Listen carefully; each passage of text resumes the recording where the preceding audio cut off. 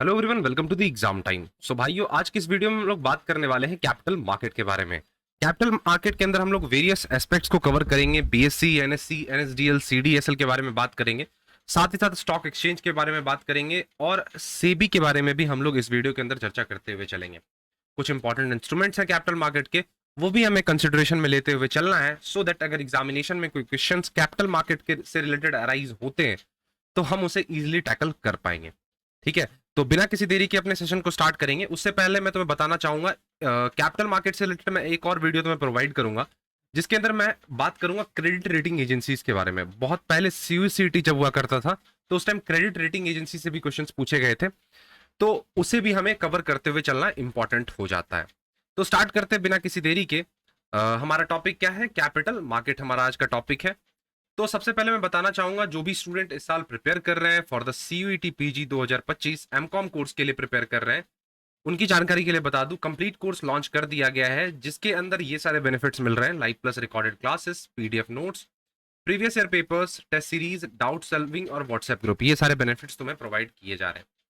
साथ ही साथ ये लिमिटेड ऑफर प्राइस पे ये कोर्स अभी अवेलेबल है, तो जाके तुम ज्वाइन कर सकते हो। लिंक डिस्क्रिप्शन में है ऐप का, वहां पे तुम्हें ये कोर्स स्टोर सेक्शन में देखने को मिल जाएगा।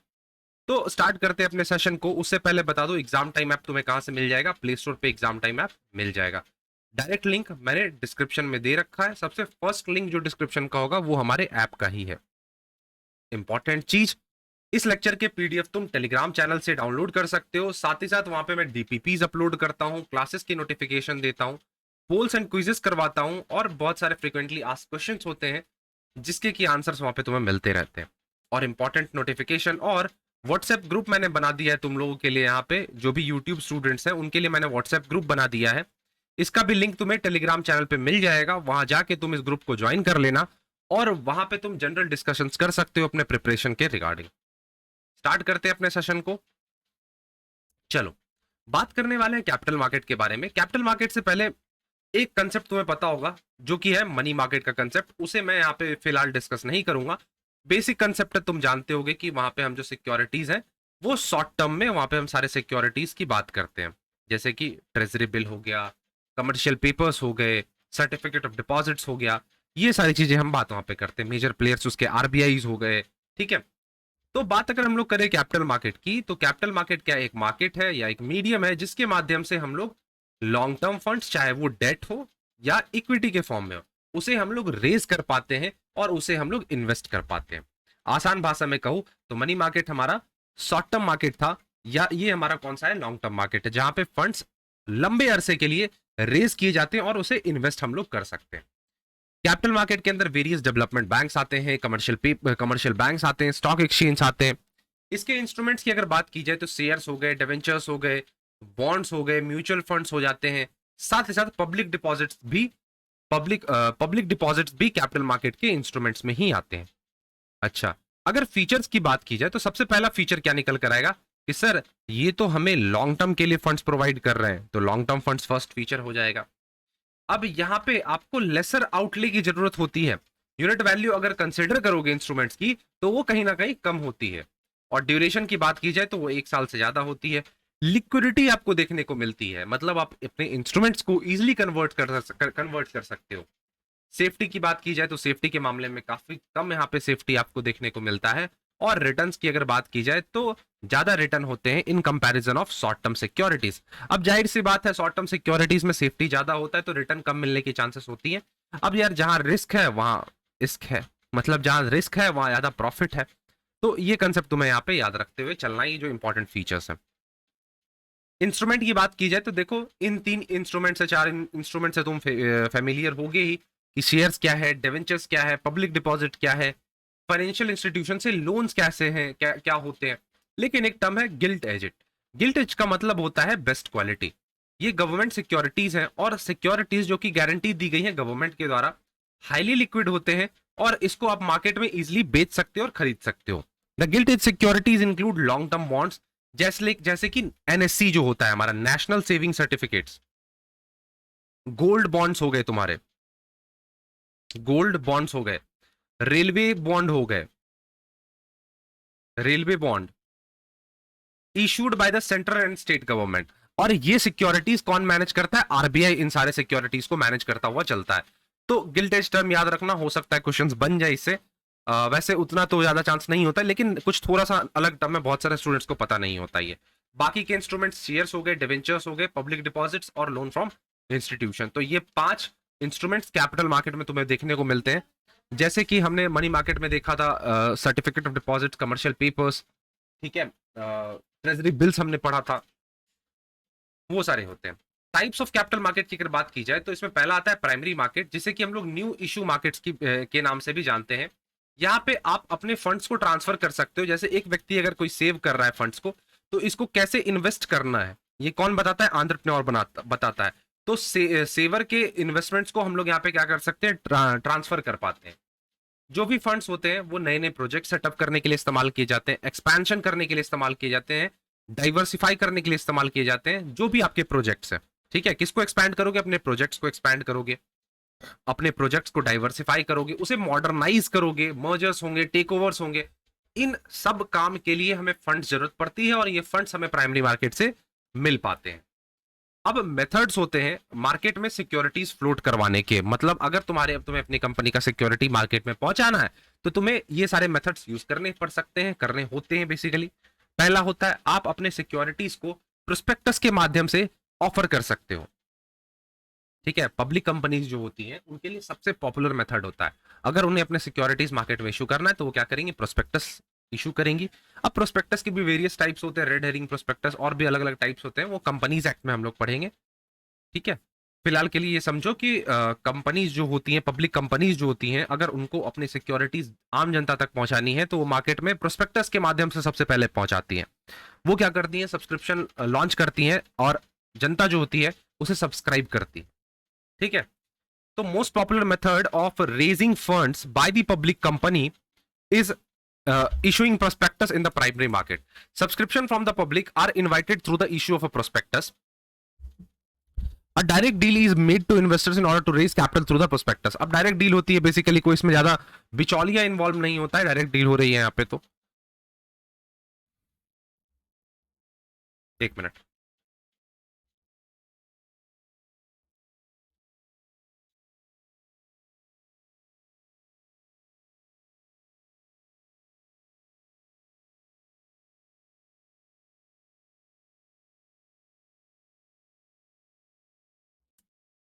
चलो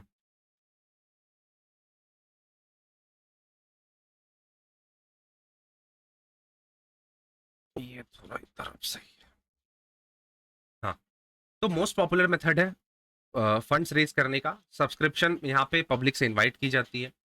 डायरेक्ट डील होगा इन्वेस्टर से in order to raise capital through the prospectus.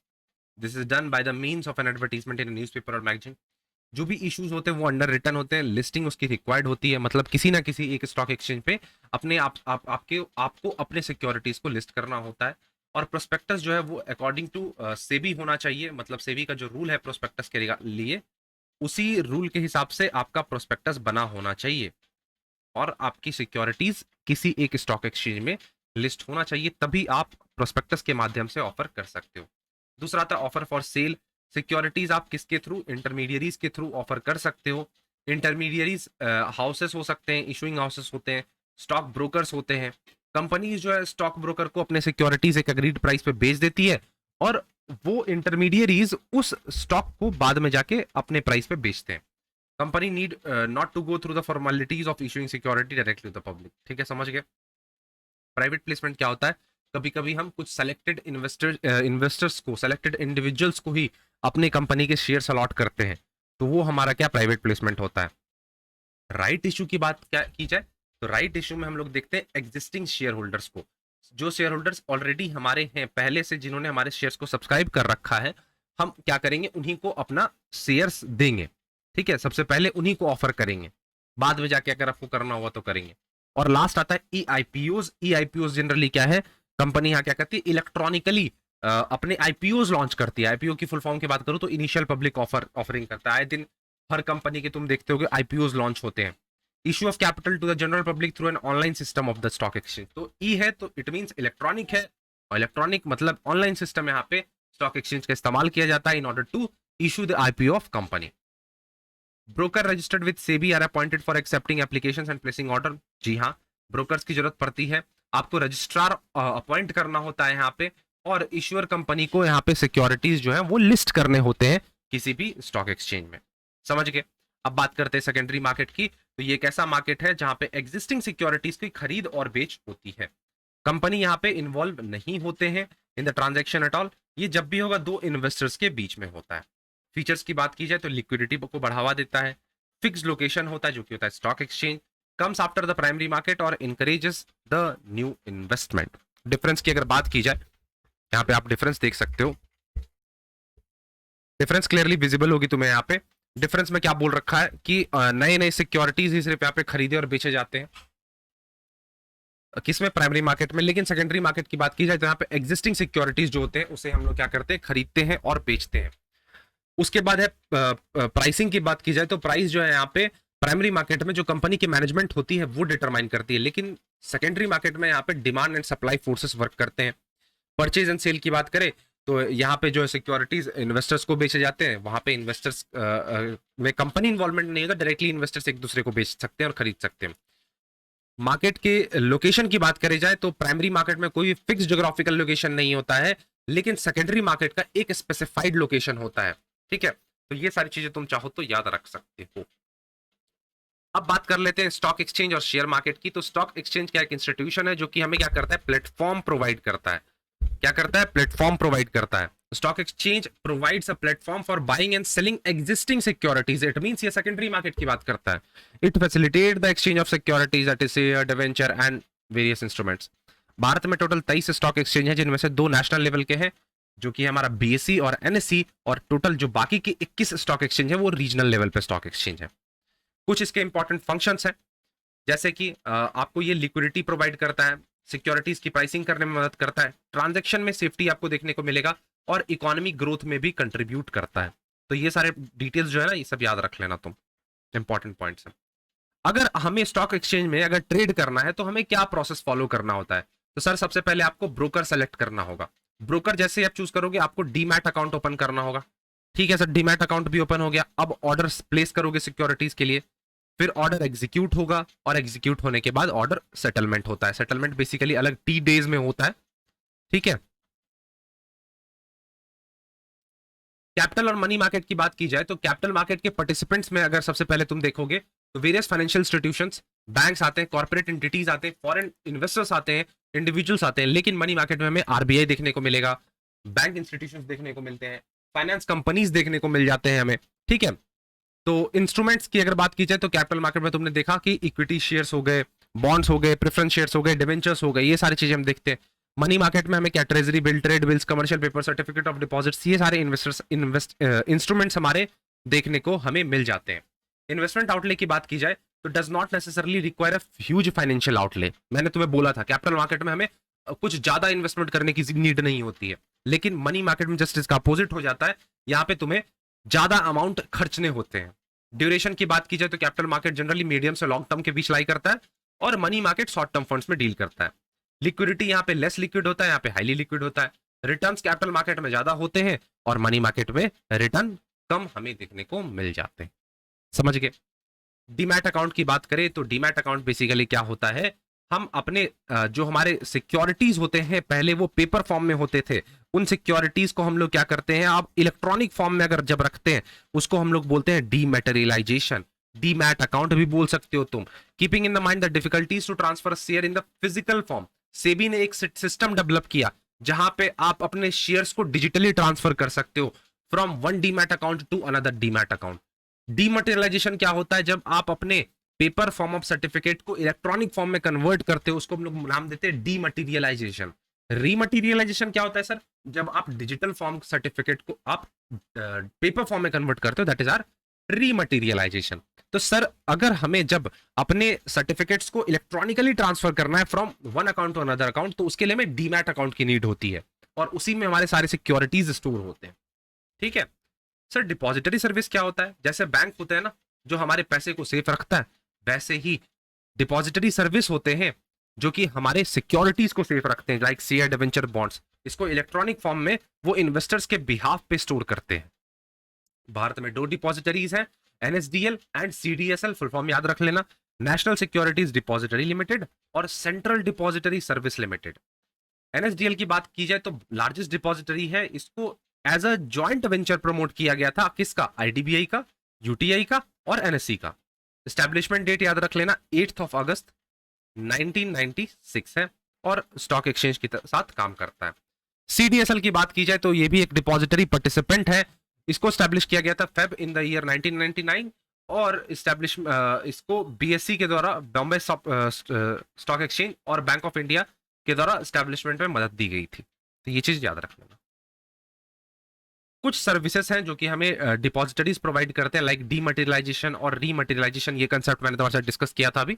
Demat account क्या होता है? ये एक अकाउंट है जहां पे इंडियन सिटीजन्स को ओपन करना होता है डिपॉजिटरी पार्टिसिपेंट्स के साथ, जिससे कि वो सिक्योरिटीज में ट्रेड कर सकते हैं इलेक्ट्रॉनिक फॉर्म में। जितने भी तुम अभी देखते हो कि ग्रो ऐप है, जीरोधा है, सब पे हमें क्या करना होता है? डीमैट अकाउंट ओपन करना होता है, तभी ना तुम यहाँ पे शेयर्स को खरीद पाते हो, बेच पाते हो।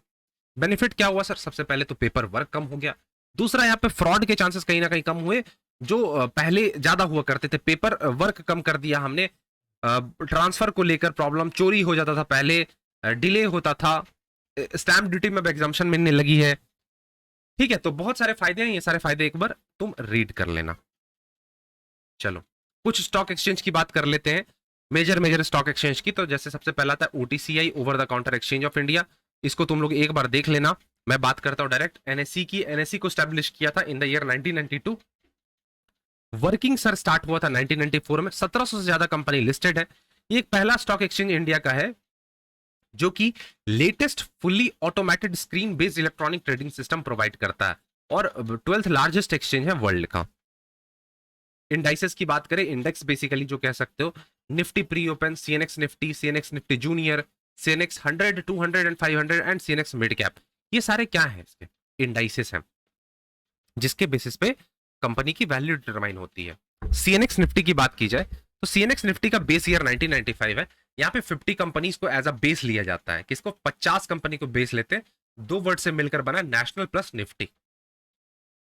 BSE की बात की जाए तो स्टैब्लिशमेंट डेट 1875 है। ओल्डेस्ट स्टॉक एक्सचेंज है साउथ एशिया का और फास्टेस्ट स्टॉक एक्सचेंज है भारत का। BSE वर्ल्ड का 10वां लार्जेस्ट स्टॉक एक्सचेंज है और 5500 से ज्यादा कंपनी है इसके अंदर लिस्टेड है। इंडाइसेस की बात की जाए तो सेंसेक्स है, मिड कैप है, स्मॉल कैप है। बेस ईयर इसका 1978 टू 1979 होता है। यहाँ पे 30 कंपनी को एज अ बेस लेते हैं और दो वर्ड से मिलकर बना है सेंसिटिव प्लस इंडेक्स है। क्लियर है ये सारी चीजें? अब लास्ट हमें यहाँ पे बात कर लेना चाहिए सेबी के बारे में। सेबी को स्टैब्लिश किया गया था भारत सरकार के द्वारा 12 अप्रैल 1988 को as an interim administrative body, जो कि सिक्योरिटीज मार्केट को क्या करती है? रेगुलेट करती है, वहां पे फेयर ट्रेड प्रैक्टिस होने देती है। इसको स्टैट्यूटरी स्टेटस 12 अप्रैल 1992 को मिला था। और एक्ट की बात की जाए तो इसकी एक्ट है SEBI act 1992। It seeks to protect the interest of investors in the new and second hand securities. उद्देश्य की बात की जाए तो स्टॉक एक्सचेंज को रेगुलेट करना। क्या है? स्टॉक एक्सचेंज को रेगुलेट करना और सिक्योरिटीज मार्केट को प्रमोट करना।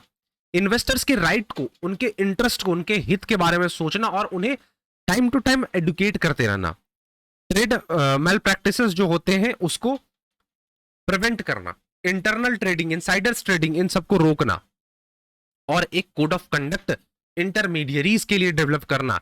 जो ब्रोकर्स होते हैं, मर्चेंट बैंकर्स होते हैं, उनके लिए कोड ऑफ कंडक्ट रखना, सो दैट चीजें जो है स्मूथली स्टॉक एक्सचेंज में कैरी होती रहे। इसके 3 फंक्शंस होते हैं, प्रोटेक्टिव फंक्शंस, डेवलपमेंट फंक्शंस और रेगुलेशन फंक्शंस। ये तुम्हारे लिए होमवर्क है, इन तीनों फंक्शंस को लर्न कर लेना। अब तुम देख सकते हो चेयरमैन, यहाँ पे लिस्ट ऑफ चेयरमैन मैंने यहाँ पे लिस्ट लगा रखा है। ठीक है, तो अभी कौन है? माधवी पुरी बुच। इससे पहले श्री अजय त्यागी थे, जिनका टेन्योर 28 फरवरी 2022 में खत्म हो गया। 28 फरवरी 2022 से कौन है? माधवी पुरी बुच। तो ये चीज याद रख लेना। ठीक है, तो ये थी आज की हमारी कहानी और एंड करूंगा आज के सेशन को। जो भी बच्चे इस कोर्स में इंटरेस्टेड है, इस कोर्स को ज्वाइन कर सकते हैं। ऐप का लिंक डिस्क्रिप्शन में मैंने दे रखा है, जाओ ज्वाइन करो फटाफट। बहुत सारे स्टूडेंट्स ने एनरोल कर रखा है और अपनी प्रिपरेशन को आसान बनाओ। मिलते हैं अपने नेक्स्ट क्लास में, तब तक के लिए thank you. Bye and take care. और हाँ, तुम्हारे जो भी डाउट्स होते हैं यार, तुम इस दिए गए नंबर, जो इस साइड जो व्हाट्सएप नंबर है, इस पे भी तुम भेज सकते हो। और कमेंट सेक्शन करो, कमेंट सेक्शन में कमेंट्स डालो, तुम्हें किस टॉपिक्स पे वीडियोस चाहिए, तुम्हें किस टॉपिक में सबसे ज्यादा प्रॉब्लम देखने को मिलती है, और तुम्हें लगता है कि मुझे उस पर वीडियोस बनाना चाहिए, तो जरूर बताओ। मिलते हैं नेक्स्ट वीडियो में, तब तक के लिए thank you, bye and take care.